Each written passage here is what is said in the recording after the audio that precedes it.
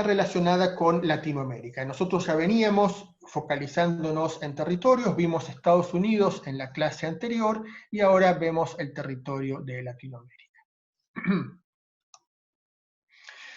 Latinoamérica.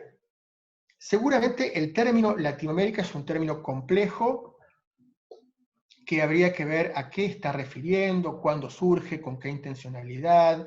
Nosotros en el habla cotidiana nos referimos a Latinoamérica o latinoamericano, a toda la porción del continente americano que hablamos español o en donde se habla portugués, que son lenguas derivadas del latín, a diferencia del inglés que se habla en el resto de América, en Norteamérica, ya sea en los Estados Unidos o en gran parte del Canadá, en donde también hablan francés, pero, digamos, está englobado dentro de ese lugar en donde se habla inglés. Aparentemente el término Latinoamérica surge en el contexto del expansionismo imperialista francés del siglo XIX, con la intención de generar una fuerte identidad separada de los Estados Unidos y de Canadá. Países, si se quiere, que tienen una raíz más relacionada con Gran Bretaña. Y estas manifestaciones imperialistas francesas se manifestaron con la intención de nombrar a un emperador en México, que fue fusilado 2 años después de haber subido a un supuesto trono mexicano, a un supuesto imperio mexicano, y también con una aventura que hubo en la Patagonia, en donde hubo alguien que se proclamó rey con algún tipo de apoyo del imperio francés, situaciones que no funcionaron en ningún lugar, que en nuestro país casi la historia ni lo registra. Y bueno, ahí pudo haber habido una intencionalidad política en organizar este concepto de Latinoamérica enfrentado al concepto de la América anglosajona. ¿Sí? Bien. Durante las luchas de la independencia, Simón Bolívar y los líderes de las independencias latinoamericanas hablaban de los elementos constitutivos en común que tenían estos pueblos y la necesidad de hermanarse justamente en este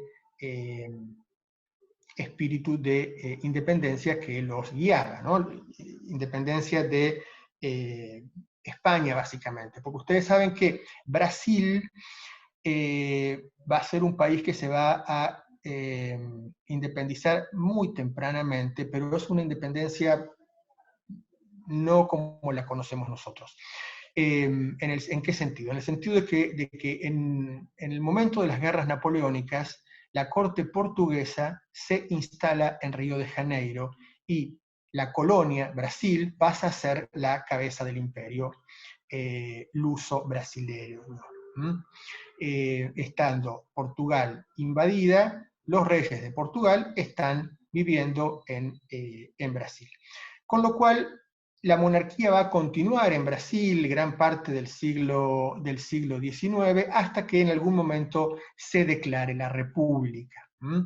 Pero es un devenir histórico bien distinto del resto de los países que en su momento dependieron del imperio español. Bien, estos elementos en común que podemos ubicar en los países latinoamericanos tienen que ver con el pasado precolombino, justamente, con una disposición del territorio con unas fronteras distintas de las que va a generar luego la ocupación española y también la que va a generar las luchas por la independencia.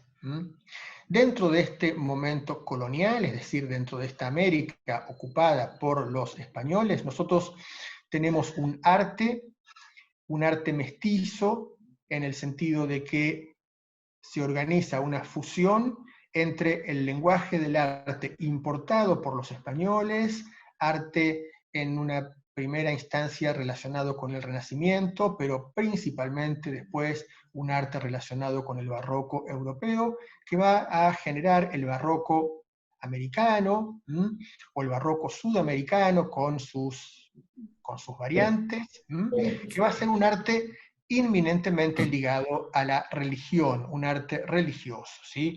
Va a estar ligado a la religión, al poder colonial, que va a estar, el poder colonial y la religión van a ser dos socios que van a trabajar juntos en todo momento. Con el comienzo de las luchas de la independencia, el arte religioso va a continuar, pero relegado, ¿sí? Y lo que va a surgir es el arte del retrato. José Gil de Castro, que lo vimos primero en el retrato de Bolívar y ahora en el retrato de San Martín, es un artista peruano, uno de los retratistas más importantes que tuvimos en nuestra historia del arte.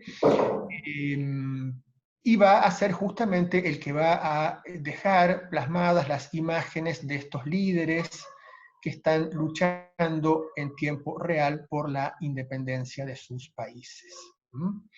Y en estos retratos vamos a encontrar, por supuesto que la influencia de la retratística europea, pero con muchos elementos que son derivados del arte colonial.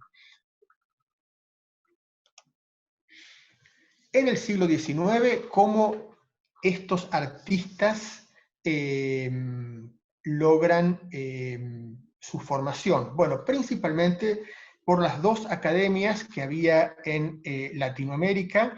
La primera fue la Academia de San Carlos en México, que se fundó en 1785. Una academia, si ustedes se acuerdan, cuando nosotros comenzamos este curso, hablamos de las instituciones del arte, de la autonomía del arte, y cómo las academias eran parte de ese campo del arte que dotaba al artista de una formación y de un conocimiento que le permitió toda la historia que hemos visto desarrollarse durante el siglo XVIII, XIX y hasta la actualidad, ¿sí? Además de la Academia de San Carlos en México, en 1826 se fundó la Academia Imperial en Río de Janeiro, que acá lo que estamos viendo es el pedacito de fachada que queda del edificio de la Academia Imperial de Río, que ahora está ocupado ese terreno por el Jardín Botánico de Río de Janeiro, que es un espacio sumamente interesante de la ciudad, dedicado a la exploración científica de la flora de ese territorio, y ahí podemos ver como si fuera un monumento evocativo esta antigua academia. Nosotros vamos a... Esto fue una pequeña introducción al tema Latinoamérica y arte latinoamericano, para hablar de las tres propuestas que hago para la clase de hoy, que tienen que ver con el modernismo en Latinoamérica, para revisar lo que pasa en Uruguay, luego en Brasil y luego en México. Vamos a ver tres territorios, tres espacios, tres instancias, en donde vamos a ver de qué manera en esos lugares y quiénes buscan un arte alejado del pasado colonial, un arte alejado de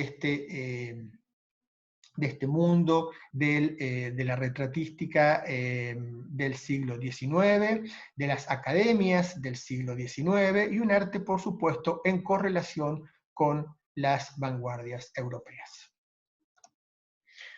Así que comenzamos. Comenzamos con Uruguay. Uruguay tiene el privilegio de contar con una tríada de artistas plásticos que, como todos los artistas que nosotros vamos a ver hoy, nacieron en nuestro continente, pero tuvieron un acceso muy importante y muy frecuente a viajes a Europa y a formación en Europa. En general hablamos de gente de una gran disponibilidad económica, o hablamos de luego un sistema de becas que los gobiernos comenzaron a proponer para permitir justamente que cada vez más artistas pudieran formarse en Europa. Desde ahí estos artistas lo que van a hacer es ponerse en contacto naturalmente con los movimientos de vanguardia de la época, y hacia 1920, en estos distintos lugares que vamos a recorrer hoy, comienza a aparecer una, digamos, nueva versión, una versión absolutamente personal de lo que cada uno ha ido asimilando en este periodo de formación y en este contacto con las vanguardias. Y esos estilos personales que van a ir apareciendo y que van a tener relación con la modernidad, van a tener la característica de que van a buscar conectar con lo local de cada uno de estos países, con lo que se va a considerar lo más auténtico, conectar con ese pasado precolombino, es decir, salir del núcleo de inmigrantes o del núcleo ampliado de inmigrantes y criollos y incorporar a ese enorme sector de la población que había quedado históricamente relegado, que eran los pueblos originarios y que era la población rural de esta América en este periodo que estamos viviendo. Bien, Rafael Barradas es el primero de estos artistas uruguayos que vamos a recorrer hoy. Trabaja en Barcelona, se encuentra ahí con otros de sus compañeros uruguayos de este momento, se encuentra con las vanguardias, y él propone lo que va a llamar el vibracionismo, que es este tipo de propuesta que nosotros tenemos en pantalla ahora, y que le debe algo, digamos, que tiene una relación visual que nosotros podemos establecer con el futurismo italiano, en esta fascinación por la ciudad, por lo nuevo, por lo urbano, por el movimiento. También al cubismo,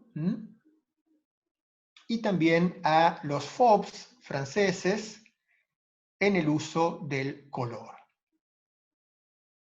Lo que vemos es una renovación de la imagen, una renovación en relación a los planteos académicos,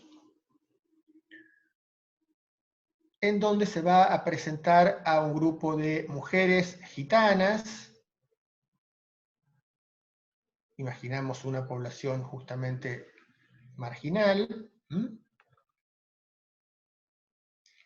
con una figuración muy angular, muy rápida, con un uso del color muy, muy pleno, y utilización de los colores complementarios y de los fondos rayados, en el caso de Barradas, y de este vibracionismo que él va a proponer en su obra. Acá tenemos otra imagen vibracionista. Esta está en el Museo Nacional nuestro. El reloj va a ser un elemento común en este periodo de sus obras. Por un lado es un elemento geométrico, y por otro lado es un elemento que claramente está connotando el paso del tiempo, o un nuevo tiempo, como uno quiera verlo. Y ven que aparecen también el mismo tipo de manejo del color, en una figuración donde resaltan los elementos rayados de fondo, y que tiene un parecido visual con algunas propuestas futuristas del futurismo italiano, que a su vez tenía cosas del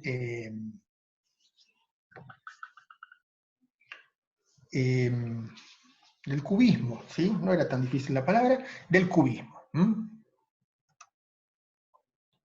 Y acá tenemos el Barradas, que está en la colección del Malva, del Museo Latinoamericano de Buenos Aires. Y este cuadro, quizá más que los otros, nos puede transmitir ese clima de movimiento, de vitalidad, típico de las ciudades modernas, de las ciudades que se estaban enormemente transformando, tanto en Europa como en América, a partir de la revolución industrial, la inmigración, el crecimiento económico y la incorporación de las nuevas tecnologías. Barradas muere muy, muy joven y además de dedicarse a la pintura, tuvo una carrera muy destacada en el ámbito del diseño gráfico y de la escenografía.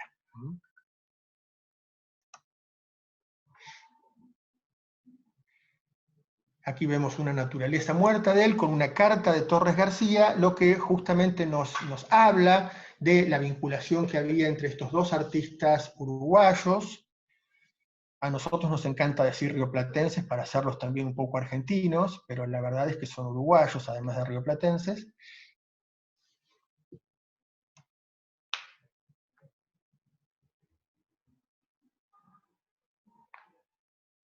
Y podemos ver claramente una propuesta con un lenguaje nuevo, antiacadémico, que no busca la representación de la realidad de forma exhaustiva, que tiene un manejo del color muy particular, también de las formas, ¿no? El tratamiento de las formas. Fíjense cómo atrás siguen estando los fondos rayados y la paleta de colores se mantiene.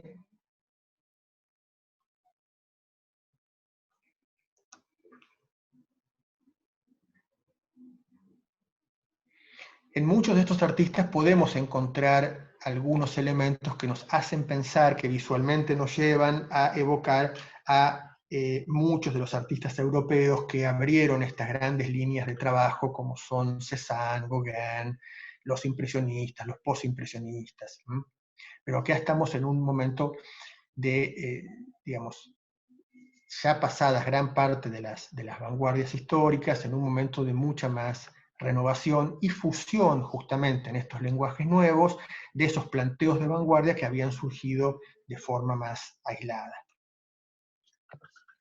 Bien, otro de los grandes artistas de este momento en Uruguay es Pedro Figari, con una propuesta pictórica completamente diferente de la de Barradas y de la que luego vamos a ver en Torres García.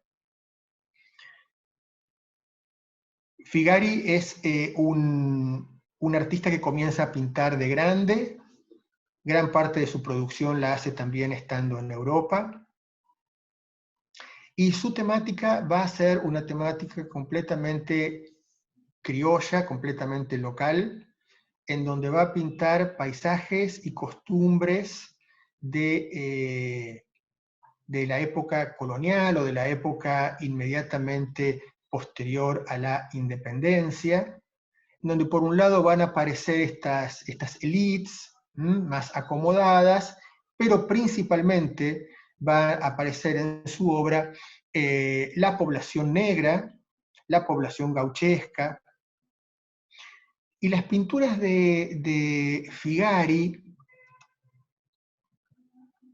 van a tener una figuración muy interesante, van a ser manchas de color, no va a haber línea, no va a haber un dibujo cuidado, no va a haber ninguna intención de retrato, por supuesto. Van a ser manchas de color extraordinarias, ¿no? En la forma en las que maneja justamente la técnica, y que van a proponer una mirada a la historia, pero una mirada no documentada a la historia, sino una mirada afectiva a la historia. ¿Sí? No hay un cuadro que remita a tal acontecimiento histórico y lo esté celebrando. Lo que la obra de Figari hace es transmitirnos la energía de estas comunidades, de estos grupos de personas, de la vida en estos momentos previos, ¿no? que él está imaginando, con las costumbres, con las formas de sociabilización, de festejo. Y lo que se busca es generar una empatía entre este público nuevo, moderno de la ciudad, y estos habitantes que refieren al pasado, que refieren a otro momento histórico. Un momento que por supuesto se intenta rescatar como origen de la nación.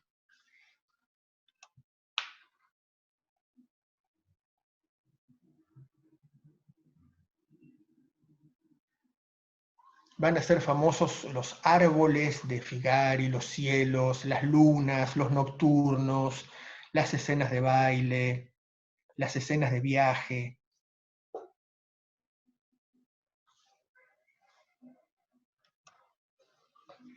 Siempre diríamos con una vocación docente, con una vocación de realmente generar un amor por estos habitantes y por este pasado del país,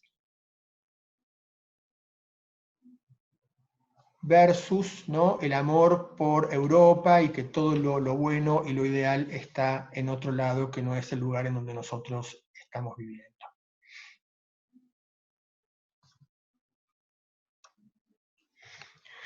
Y el tercer uruguayo es Joaquín Torres García, un artista de una magnitud increíble. Estos artistas no solo frecuentaban las vanguardias europeas, sino que dialogaban de igual a igual con los creadores de estas vanguardias, con los principales protagonistas de las vanguardias, y asimilaban esos lenguajes, los fusionaban y realmente los volcaban en un molde completamente nuevo, ¿sí? De los tres que estamos viendo, sin duda, Torres García es el artista que más lejos llega en esta transformación, es el artista más emblemático, no solo del Uruguay, sino quizá de América Latina, cuando propone justamente que a través de la figura de un mapa invertido, que el sur es el norte, y, y hace un llamado muy explícito a que concentremos nuestra atención en nuestra realidad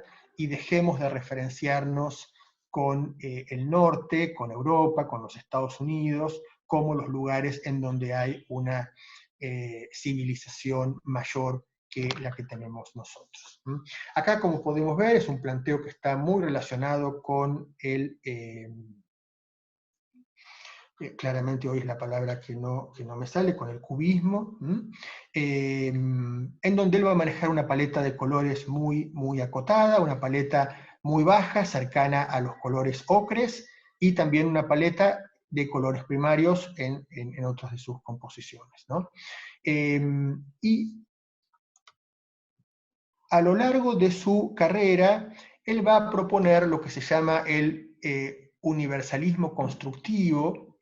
Acá tenemos una propuesta que claramente nos hace pensar en Mondrian. Él tuvo un encuentro con Mondrian, si bien Torres García ya estaba dentro del terreno de la abstracción, el encuentro con Mondrian fortalece sus posturas y a partir de ahí logra establecer esta teoría constructivista en donde se propone que el arte está ligado con la creación, no con la representación de la realidad, y entonces va a tratarse de un arte geométrico. Hoy en las redes del museo hicimos un posteo relacionado con Torres García y con una faceta muy, muy rara de él, que es que él además fabricaba juguetes de madera, y fabricaba juguetes de madera para poder sobrevivir, y los juguetes que hacía eran desarmables y son realmente unas piezas de museo extraordinarias, y están absolutamente ligados a algunas de sus obras.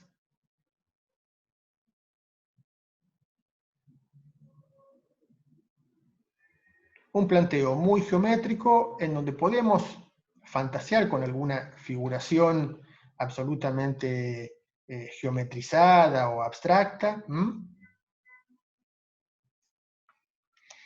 que lo va a llevar a este tipo de obras en donde él propone un recurso justamente a los elementos simbólicos, no solo locales, no solo americanos, sino de todo el mundo, en donde sostiene que queda plasmado ese universalismo, esas búsquedas, esas preocupaciones más constantes de toda la humanidad. Y así va a ser que van a aparecer de forma recurrente en su obra distintos símbolos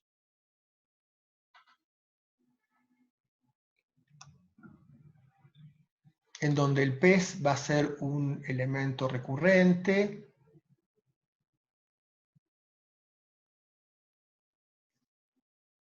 También está el reloj, como lo habíamos visto en la obra de Barradas. También aparecen elementos cósmicos.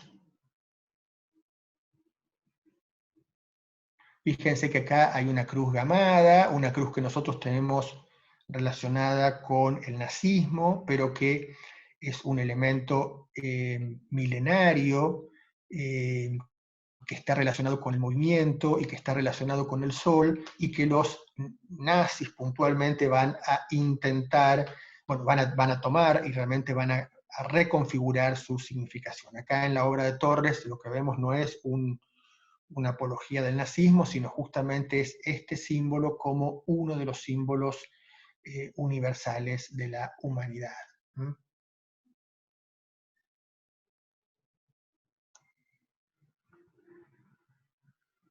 El sol, el pez, también los barcos van a ser elementos muy característicos y que van a tener relación con estas propuestas ancestrales precolombinas, en donde el sol significaba el mundo celeste, el barco en el agua significa el mundo terrenal, y el pez que está sumergido en el agua significa el inframundo, en un sistema que está totalmente interrelacionado y que conforma la cosmogonía en donde nosotros estamos viviendo.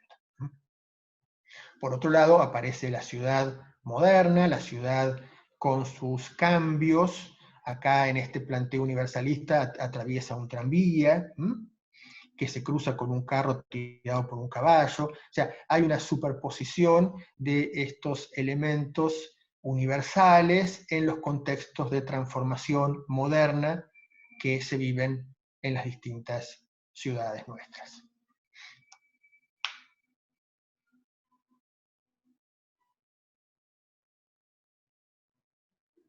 Aquí aparecen los barcos. Y cada símbolo se puede interpretar con todo el bagaje cultural que uno quiera ponerle atrás, que uno tenga.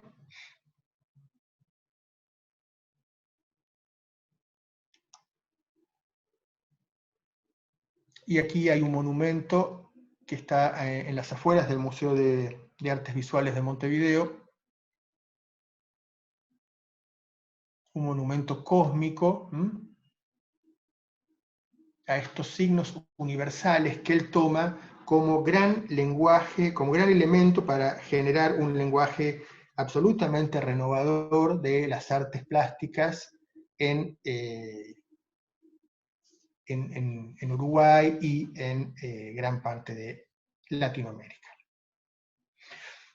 ¿Tenemos alguna pregunta hasta acá, Mabel? Sí, hay unas cuantas, ya te voy diciendo. Eh, bueno, me parece excelente que el curso sea libre, gratuito, pero ¿hay alguna manera de colaborar con el Museo Cooperadora? Pregunta Patricia. A ver, no hay una manera institucionalizada, no tenemos una asociación amigos por el momento, pero sí hay maneras de colaborar. En los museos siempre necesitamos cosas, con lo cual se trata solamente de entender con qué cosa cada uno que quiere, que puede colaborar, y para nosotros va a ser siempre muy bienvenido eso que podamos recibir. pero de todas maneras son cosas que las vamos viendo, que las vamos conversando, digamos, en cada momento en el que surjan. Una colaboración que nosotros deliberadamente estamos generando es esta de las prácticas, ¿no?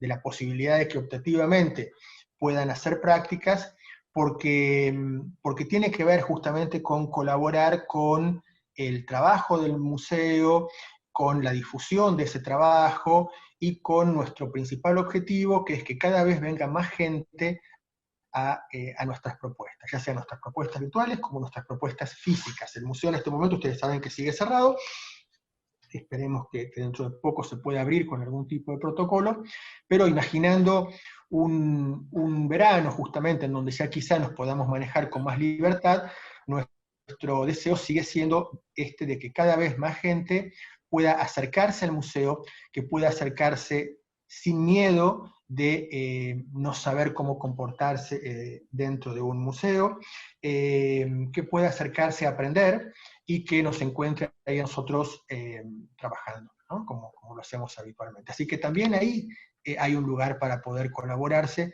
que es lo que este curso está intentando poder abrir. Perfecto. Acá nos pregunta Laura si José Gil es español y vivía aquí. No, José Gil de Castro es un artista peruano. Nace en el Perú, trabaja muchos años en Chile y se va a manejar ahí, entre Chile y Perú.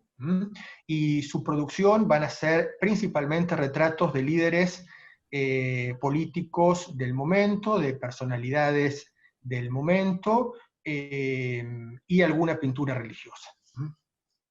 ¿Y se puede ubicar en un neoclasicismo? Sí, se puede ubicar perfectamente en un lenguaje neoclásico de principios del siglo XIX, justamente, combinado, en el caso de Gil de Castro, con elementos decorativos muy característicos de la escuela cusqueña y del arte colonial sudamericano en general. Eh, por supuesto que hubo muchos artistas retratistas en esta época. Gil de Castro fue lejos el que manejó una calidad de obra extraordinaria. Perfecto.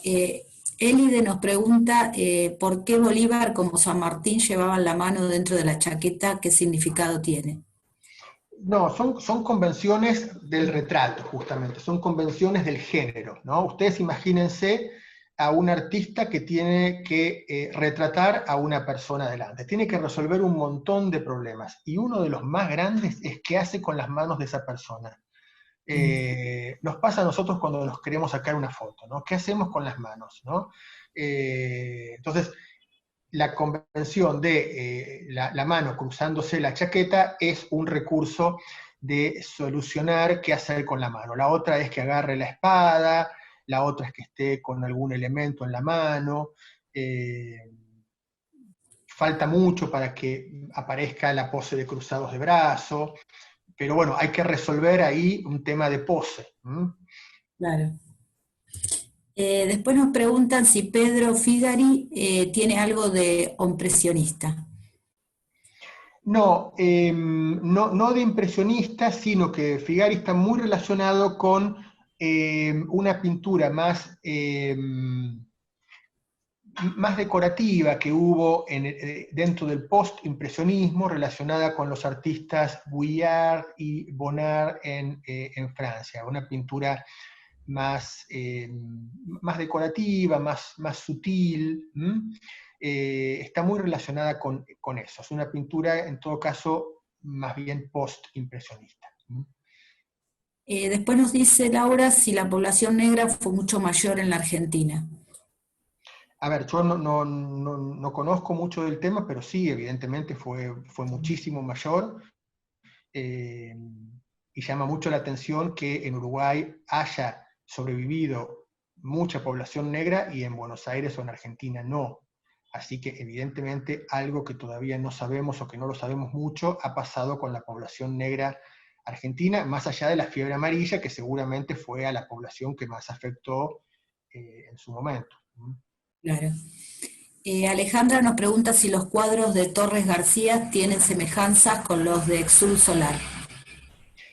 Bueno, tanto Torres García como Jules en Buenos Aires eran artistas eran artistas modernos, renovadores, que manejaban principios de renovación muy personales con algunos puntos en común, que básicamente son estos lenguajes propios, ¿no? Tanto Torres crea toda esta, eh, crea o recoge o sintetiza toda esta cantidad de simbología universal, mientras que Jules, por su lado, arma también un lenguaje propio, cerrado, críptico, y manejan una figuración en algún lugar que se puede encontrar y parecer.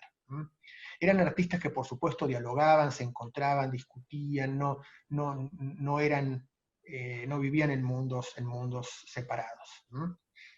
Claro. También nos dicen cuáles son las características similares del constructismo de Torres García con el ruso.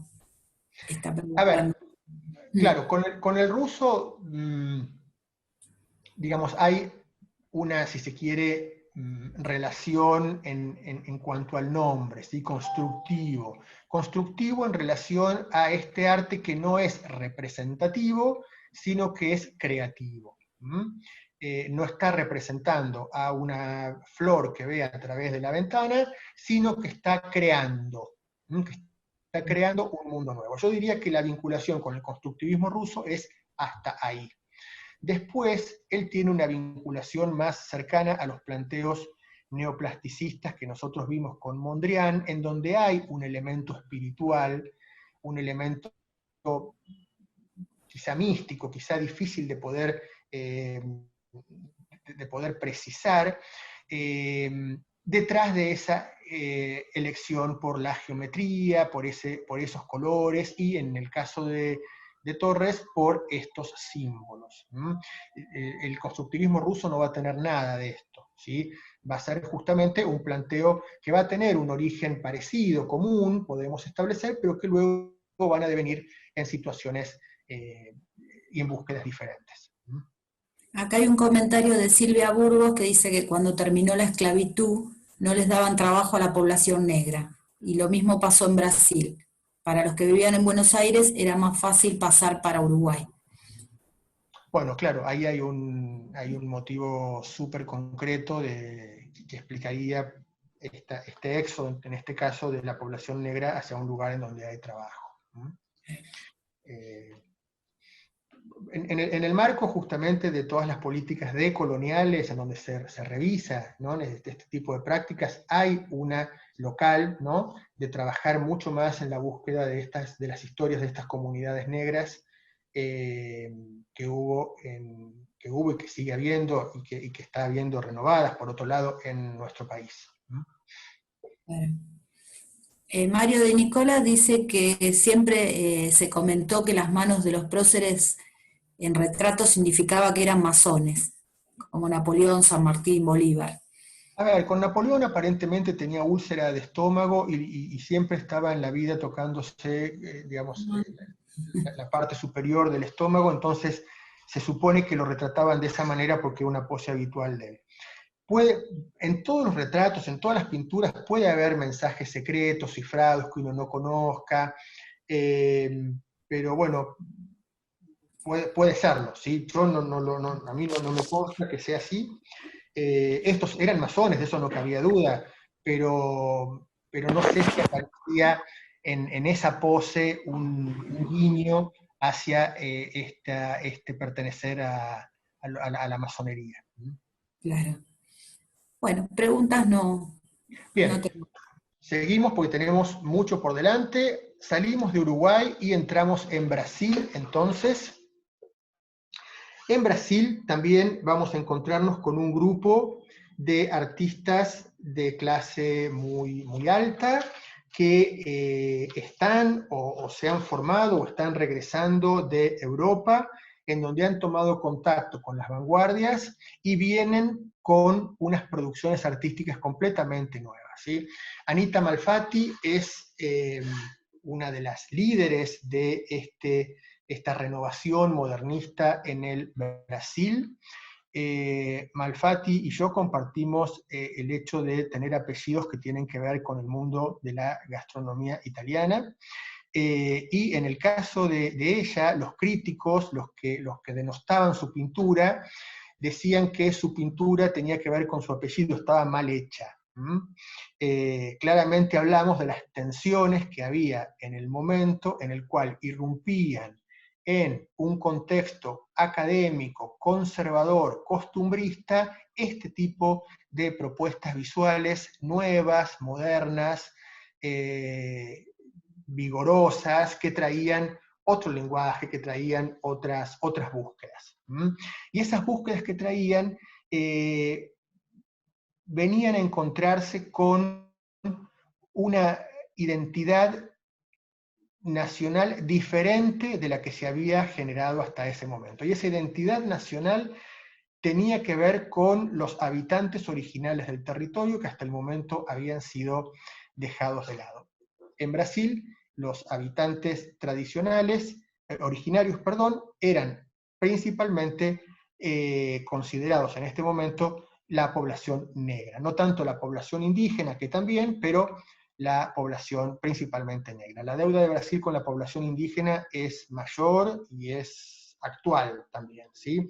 En cambio, con la población negra hubo, al menos en este momento, un intento de asimilación diferente. Como ven, la obra de Anita Malfatti va a tener relación con el fauvismo en cuanto a esos colores sumamente fuertes. Va a generar también una figuración nueva. Va a ser escandaloso que pinte a un hombre desnudo, porque supuestamente si lo pintó desnudo era porque lo tenía desnudo delante de ella, y entonces para la moral de la época eso no hablaba bien, además de que, como ustedes ven, no es para nada una representación académica del desnudo.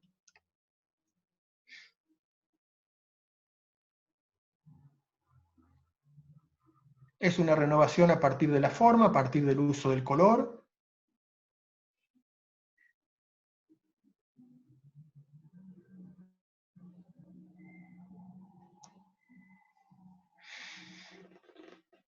Y esta, digamos, línea que Malfatti va a abrir y que va a continuar con una gran cantidad de artistas, va a generar en 1922 lo que se llamó la Semana del Arte Moderna en San Pablo, en donde los artistas se van a agrupar muy fuertemente alineados detrás de una corriente renovadora. Esta corriente va a persistir muy fuertemente y en 1951 es lo que va a generar la existencia de la Bienal de San Pablo, ¿sí? Y ubicar a Brasil como un país realmente moderno y renovador del lenguaje artístico.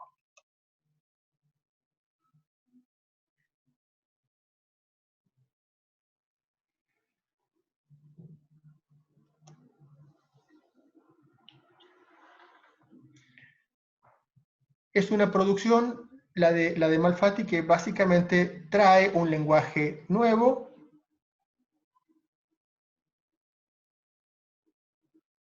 que ella va a reflejar con temas de la vida cotidiana.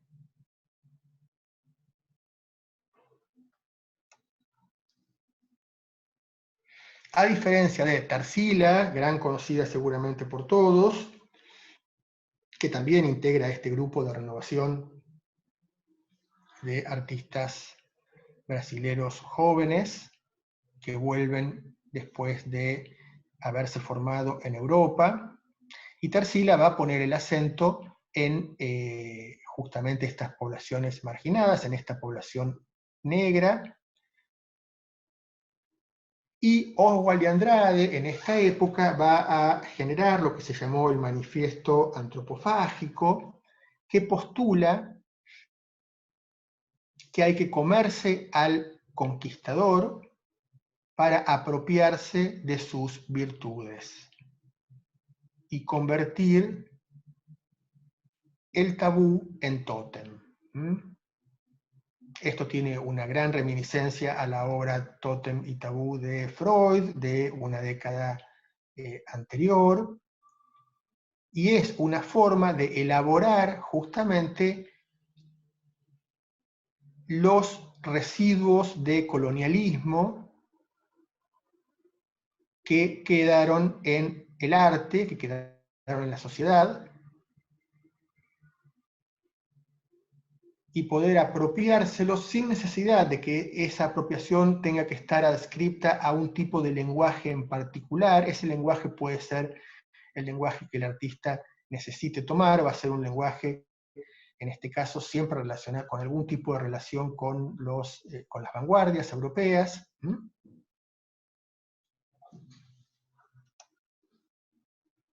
El famoso Tarsila del Malva, que es muy famoso porque es un cuadro que de alguna manera reproduce la tapa de la publicación en donde Oswald de Andrade hace público el manifiesto antropofágico.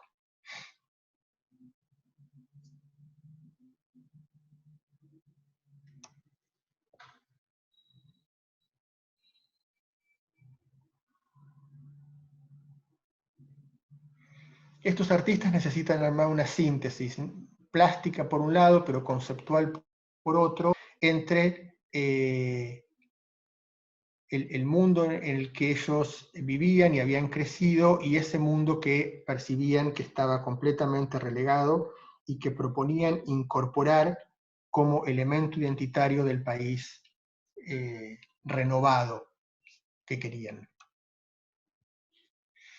Dentro de esta línea también encontramos a Emiliano di Cavalcanti, otro artista del grupo de artistas modernos de esta época,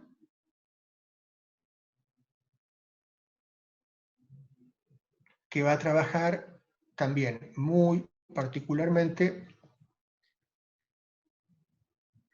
con la población más característica de Brasil. Ven que tenemos planteos que podemos nosotros relacionar con las distintas vanguardias que conocemos, pero siempre son en estos artistas planteos absolutamente personales por el nivel de reelaboración que logran darle. Y Di Cavalcanti va a poner de manifiesto este otro código de belleza no europeo, no latino, que justamente es el que viene de la población negra o mestiza.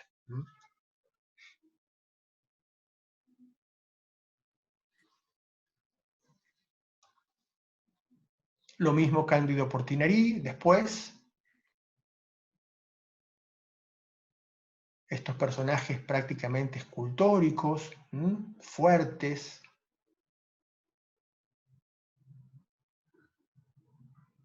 que va a generar en su pintura siempre del ámbito del trabajo, del pueblo.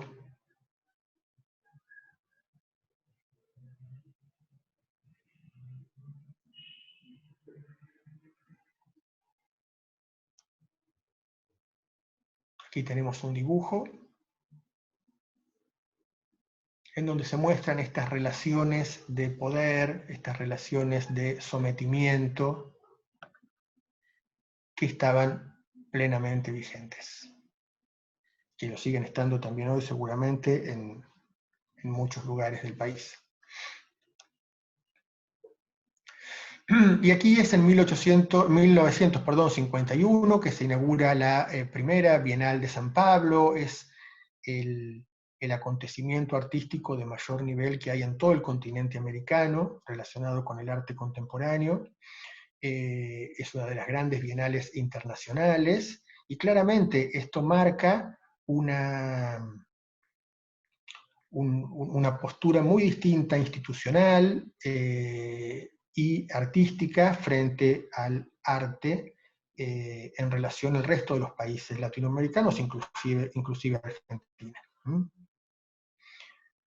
interesante pensar que Río de Janeiro, que Brasil, Río era la capital en ese momento, tuvo una academia de bellas artes y que justamente para poder renovar un lenguaje, tiene que haber un lenguaje que uno sienta que está envejecido. O sea, la academia cumple un rol fundamental, aun cuando cumple el rol de malo en la película, para que se genere esta tensión de la cual va a salir el elemento renovador. Nosotros, en ese sentido, en nuestro país, no tuvimos una academia hasta finales del siglo XIX, con lo cual hay una incidencia en la formación del artista y en el devenir de esa historia.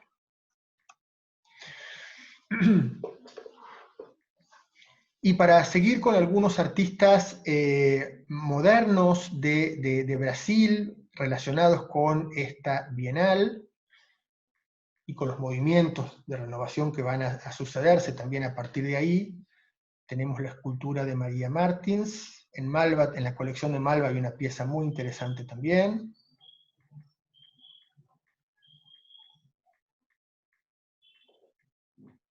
Completamente alejada de la escultura tradicional, de la escultura académica,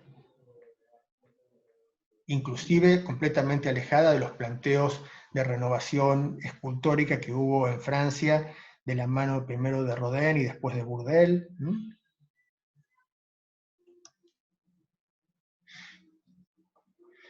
Elio Oiticica lo hemos visto, me parece, en algún lugar cuando hablamos de posmodernismo. Acá lo volvemos a ver con una propuesta geométrica, abstracta, y obras que posteriormente va a hacer que tienen que ver con el espacio, con la geometría también, por supuesto, y con las prácticas que van a involucrar la participación del público. Creo que este Penetrable o alguno similar se armó hace un par de años atrás en la Usina del Arte en Buenos Aires.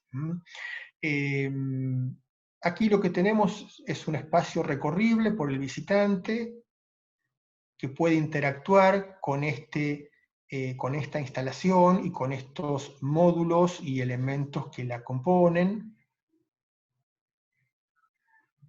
en donde la búsqueda principal está justamente en el accionar del público con este tipo de propuestas. La misma lógica se aplica para las obras de Ligia Clark, unas obras extraordinarias, hechas en aluminio. Se trata de pequeñas planchas de aluminio que están unidas con bisagras y que se pueden articular de maneras muy diferentes, y que la propuesta es que el visitante la tome entre las manos y articule la figura de la manera que quiera. Esta es la propuesta ideal, ¿no? Si uno va a un museo y hace eso, te cortan la mano, pero digamos, la búsqueda del artista tiene que ver con que el visitante termine de crear esa forma artística dentro de las posibilidades que brinda la propuesta de la artista en este caso. Aquí hay otra. Lo llama bichos a estas propuestas. Y también son deudoras de la abstracción, ¿sí? Del manejo de los planos justamente geométricos. Hay obra de ella pictórica en donde da cuenta de eso, pero lo más saliente es este tipo de planteo escultórico, completamente original. Aquí teníamos una pintura de ella.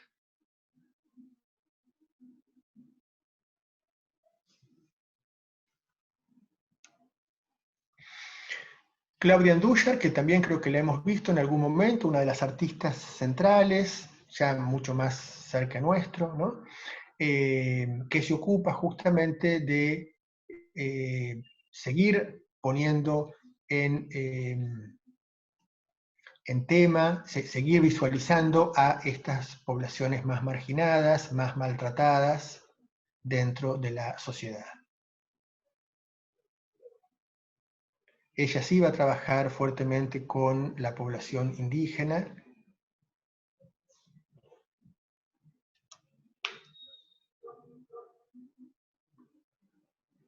En general, su obra son series de fotografías,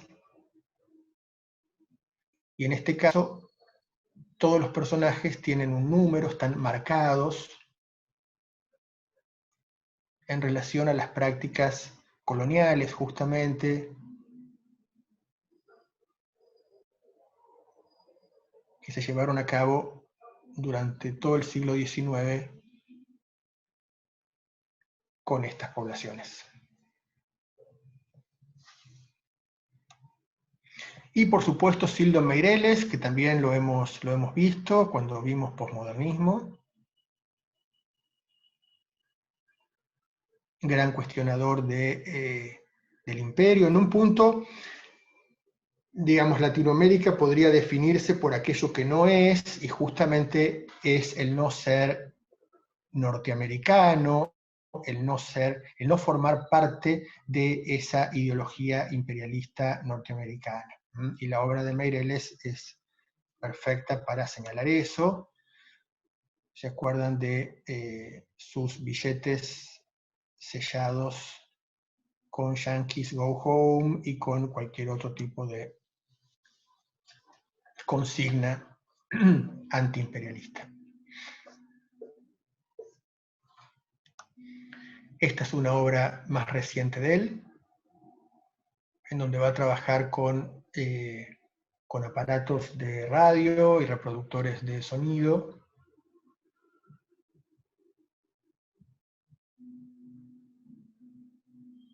Un discurso que tiene que ver con, bueno, cuestionar justamente la incidencia de los medios de comunicación, cuestionar la incidencia de otras culturas que se filtran a través de estos medios de comunicación, etc.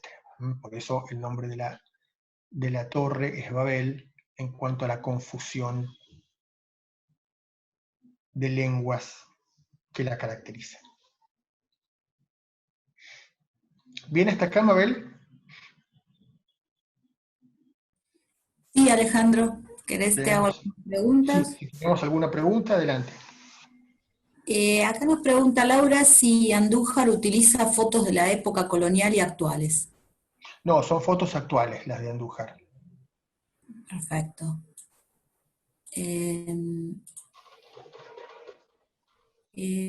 Aproximadamente la Argentina tuvo un museo en los años 50 después de Brasil. A ver, bueno, Argentina vemos la clase que viene, pero Argentina tuvo su Museo Nacional de Bellas Artes en 1898. En los Ajá. años, un museo me refiero, no sé si la pregunta viene por ahí. El Museo de Arte Moderno de la ciudad se funda en 1956, pero ya había un Museo de Bellas Artes desde hacía más de 50 años. Laura, Perdona, Alejandro. No, Sí, perdona, yo pregunté si tuvo Argentina museo y academia 50 años después de Brasil. Esa fue mi pregunta. ok, ok. Eh, a ver, mucho más de 50 años después. Eh, porque la Academia de Río se funda en 1826, la funda una expedición francesa que financia la corona portuguesa. Eso era lo más cerca que había de Buenos Aires. La verdad que la fecha exacta de la Academia de Bellas Artes de Argentina no me la acuerdo, creo que fue 1900 y algo, pero que que había tomado una asociación que había previamente. Te lo confirmo para la clase que viene, porque la verdad que No, no, no hay problema. Yo era para tener una idea que ellos estuvieron antes, digamos, que nosotros. muchísimo antes y mucho antes todavía estuvieron los mexicanos en 1785 con la fundación de la Real Academia de San Carlos. No eran los mexicanos, eran los españoles en México, ¿no es cierto? Con lo cual, hay una tradición muy grande. Cuando nosotros estudiamos el arte de México y el arte de Brasil, no podemos olvidar que hubo una institucionalización de la enseñanza del arte muy anterior a la que hubo en Argentina, muy anterior. Gracias. En Argentina el consulado intentó organizar una escuela y funcionó muy poco tiempo. Belgrano quiso hacer una escuela y se la cerraron al año siguiente, o sea, fue muy compleja. Hubo una cátedra de dibujo en la UBA a partir de su fundación en 1821, pero, digamos, no hubo una academia, un espacio explícito, exclusivo, con gente capacitada para la formación de artistas plásticos o artistas visuales. Muchas gracias. ¿Qué otra cosa, Acá Mabel?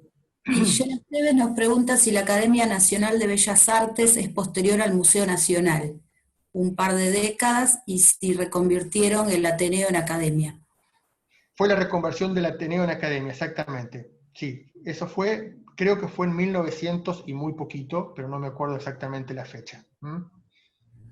La Academia de Acá, Bellas Artes es posterior al museo, sí.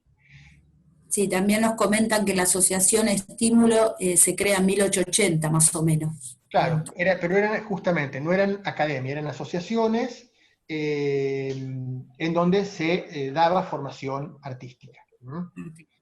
O sea, cuando Sí, hablamos de academia, hablamos de que el Estado se hace cargo de un proyecto y lo financia para la formación artística de la población, ¿sí? Eso es lo que no hubo en nuestros países, que el Estado pusiera plata en ese tipo de actividad. Marca una tendencia, como ustedes saben, en relación a la dificultad que hay en el Estado argentino, y que todavía sigue vigente, en financiar la cultura en general y la formación artística en particular. claro. Sí, en general hay muchos comentarios y si podías, a ver, acá preguntan si los artistas brasileños son más modernos que los otros artistas vistos hoy. Eh, a ver, no sé de qué otros artistas estamos hablando acá. Ángel, no sé. Claramente, Sí, claramente estos artistas brasileños son los artistas sumamente modernos que provocan un gran malestar en el establishment artístico local cuando llegan con sus propuestas de renovación. Y podemos entender esa modernidad justamente en el contexto de la época, ¿no? Para nosotros no es moderno tener un celular. Ahora, de acuerdo a qué lugar del mundo vayamos con un celular puede resultar un elemento sumamente novedoso para esas personas, ¿sí? Con lo cual, la modernidad es un elemento relativo a el espacio en el que la estemos presentando, hablando de eso. claro. Acá Mercedes nos dice que en 1797 Belgrano creó la Academia de Dibujo y Geometría. Claro, exacto, pero creo que ni siquiera duró un año, o sea, no financiaron nada, de hecho no se la aprobaron y la mandaron a cerrar, porque esa creación de Belgrano es en época colonial todavía y necesitaba la autorización de la corona española. La autorización implicaba el financiamiento, lo que la corona niega al negar la fundación de la propuesta es el financiamiento. Claro. Bueno, preguntas, a ver si acá hay alguna más. Uno de los artistas, acá. Olga nos dice si los artistas venezolanos como Jesús Soto, Cruz Diez, la temática que tenían se consideran artistas latinoamericanos. A ver, sí, ahí tengo un capítulo muy grande que me está faltando acá, pero ustedes saben que todas las clases son un recorte tremendo para poder en un ratito presentar una temática. Las propuestas que hacen, que son dentro de la abstracción y dentro dentro del movimiento en las manifestaciones escultóricas o pictóricas que realizan y que tienen que ver con búsquedas que tienen una raigambre francesa en cuanto a esas búsquedas visuales, pero los desarrollos que ellos logran hacer en América son desarrollos absolutamente personales también, ¿sí? Estoy pensando en Gego, estoy pensando en Soto, en Cruz Diez, hay Gertrude. digamos, sí, Gertrude Goldschmidt es Hego. Ellos, por supuesto, que ingresan en un discurso que ya existía, no están inventando algo que no existía, pero al sumarse a ese discurso están haciendo aportes absolutamente personales.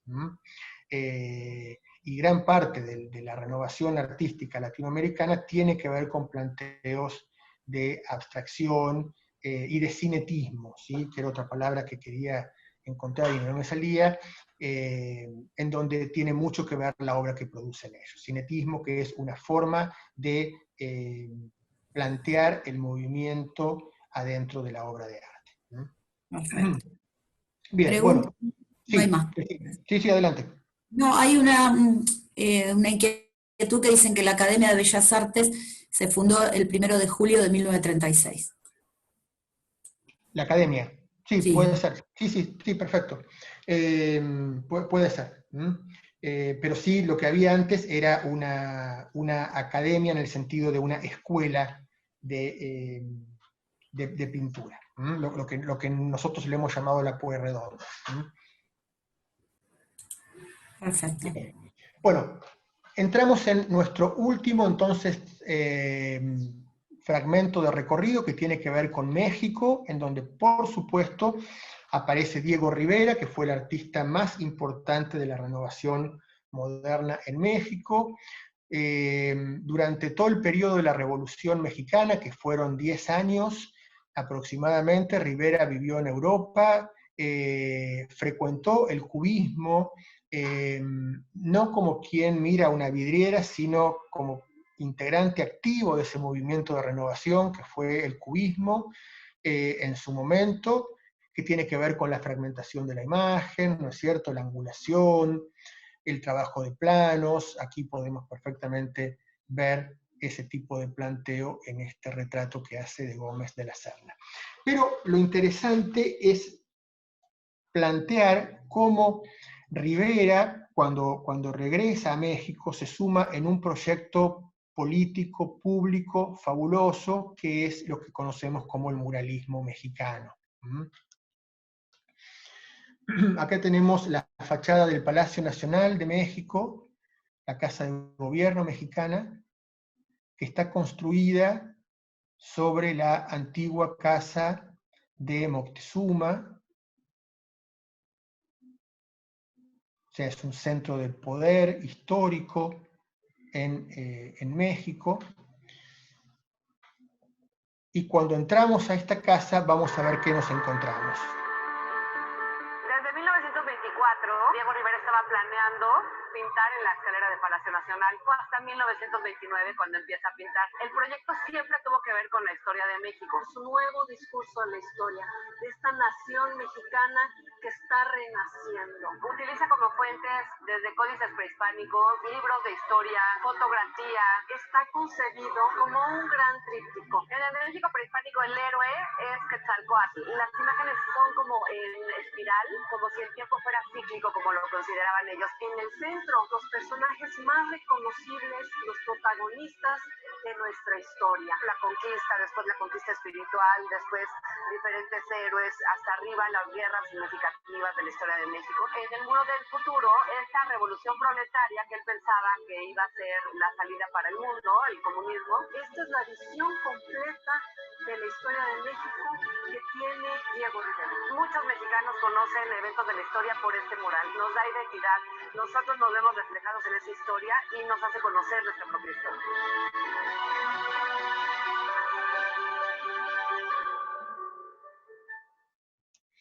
Bien, el muralismo mexicano. Quise traer este pequeño video para que podamos tener una noción un poco más espacial de qué se trata este programa en donde sea que lo veamos aplicado. El muralismo mexicano fue, terminada la Revolución, un proyecto de gobierno lanzado por el ministro de Educación, José Vasconcelos, y la idea del proyecto era la generación de un arte público y de un arte que estuviera relacionado con las clases más marginadas, que eran la población indígena, y que este arte pudiera dar cuenta de incorporación que políticamente se estaba buscando generar a partir de este momento post-revolucionario.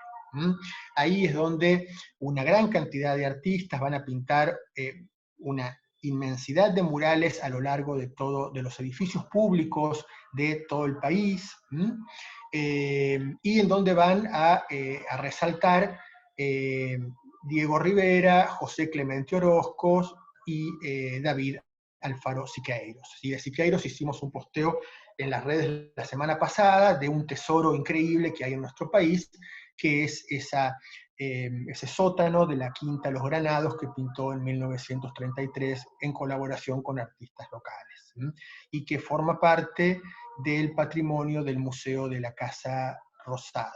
Ahora está cerrado, no se puede visitar, pero cuando el museo abra es altísimamente recomendable la visita a esa pequeña habitación pintada íntegramente, inclusive el piso, por Siqueiros y compañía. ¿Sí? Bien, acá Diego Rivera vuelve de Europa y se incorpora a este programa de murales, de muralismo, invitado por Vasconcelos, y en este lugar tan emblemático que es la Casa de Gobierno, va a plantear una historia de México, ¿sí? en tres tramos. Los tramos que acompañan la subida de las dos escaleras y el tramo que está en la cabecera de ingreso de esa escalera central. En esta pared norte va a representar el mundo azteca, el mundo precolombino, con la figura de Quetzalcóatl, la divinidad emplumada, la serpiente emplumada ahí en el centro, donde ustedes ven esa cabellera verde. Detrás van a estar los famosos volcanes del Valle de México, van a estar las pirámides de estas religiones precolombinas.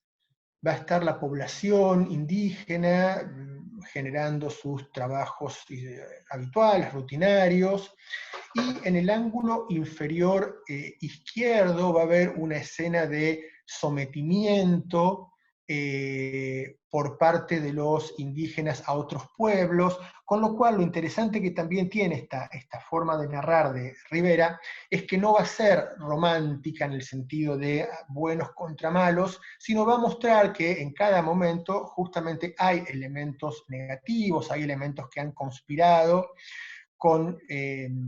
en el seno de esa cultura, de esa civilización. Pero básicamente hay una exaltación aquí de ese pasado precolombino de México. En la pared del frente vemos la enorme cantidad de figuras que hay. Vemos un espacio que está trabajado de forma plana, no hay ningún punto de fuga, no hay ningún tipo de intento de generación espacial. Hay una gran maestría para la asociación de todo este tipo de personajes o de escenas que van a representar, si empezamos por la parte superior de la izquierda, va a representar la invasión francesa, cuando intentan poner a Maximiliano de Habsburgo como emperador.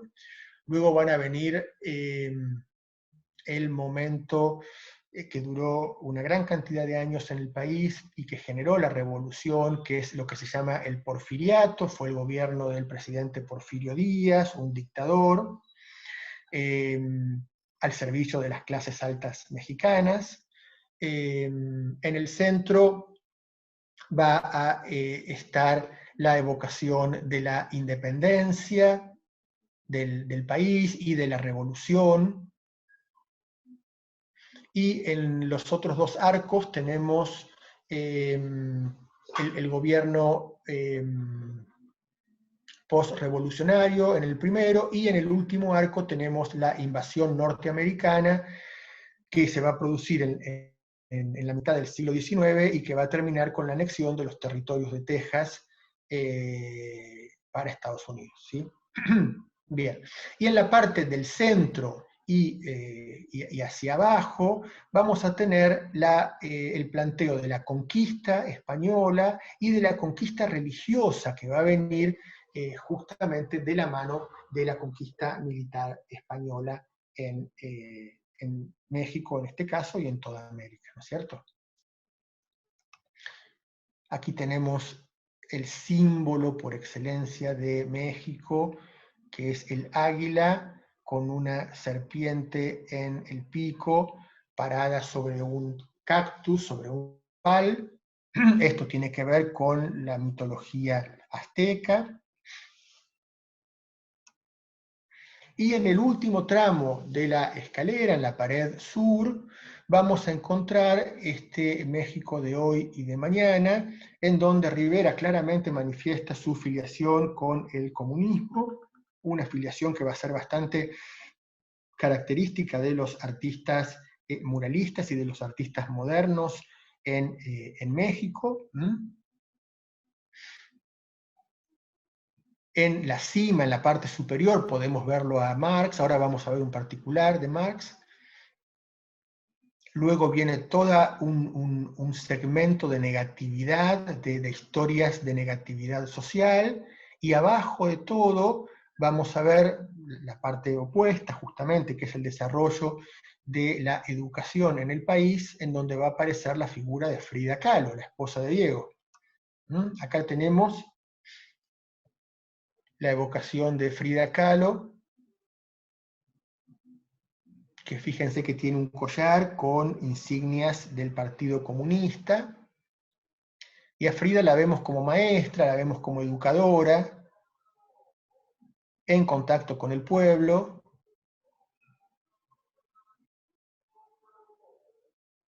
que es el México presente y futuro, ¿no es cierto? Aquí tenemos el México del mal, de alguna manera, la sociedad del mal, en donde podemos ver distintas secuencias de corrupción, abuso, capitalismo, desenfrenado, simbología, acá sí, simbología nazi. O sea, el retrato de los elementos que operan negativamente dentro de la sociedad.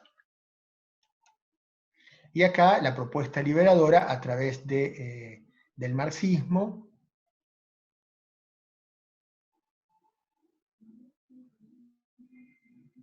con el cual, por supuesto, estuvo absolutamente relacionada la revolución.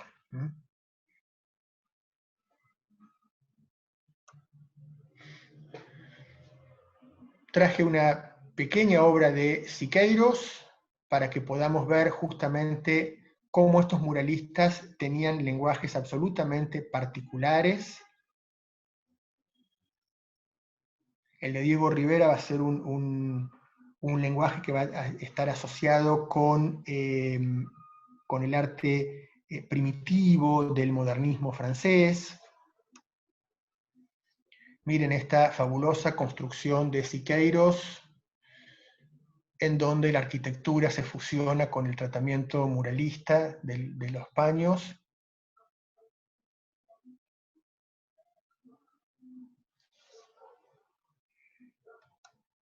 Y también de Orozco, en el interior de esta iglesia de principios del siglo XIX, una iglesia que no está cumpliendo una función religiosa, y está completamente intervenida por sus pinturas murales, monumentales, las figuras.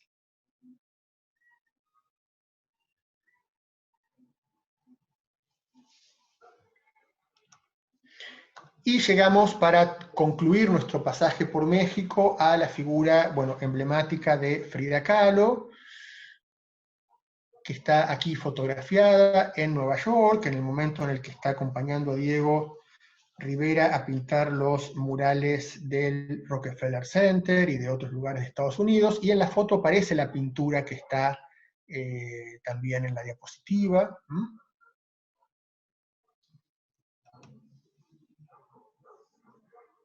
La obra de Malva, seguramente conocida por todos.